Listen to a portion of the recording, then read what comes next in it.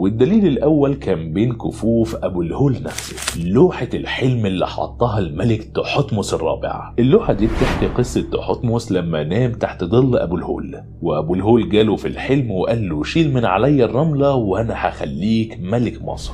بس لو بصيت أعلى اللوحة دي هتلاحظ حاجة مهمة جدا، هتلاقي رسمة واضحة وصريحة لاتنين أبو الهول، مش واحد بس، واحد باصص يمين والتاني باصص شمال. علماء الآثار دايما بيقولوا إن ده توجه فني وديني عند المصريين القدماء عشان يبرزوا التماثل في الفن المصري. بس الدكتور الشماع بيقول ليه نعتبر إن ده مجرد خيال لما ممكن يكون توثيق للواقع. المصري القديم كان مهووس بالمعد، وهو العدل والتوازن والتماثل. كل حاجة في الكون ليها مقابل، شمس وقمر، ليل ونهار، وفي كل معابدهم بتلاقي مسلتين، وفي أوقات كتير تمثالين لأبو الهول بيواجهوا بعض زي اللي موجود في طريق الكباش. فليه بقى الحارس الأضخم يكون واقف لوحده؟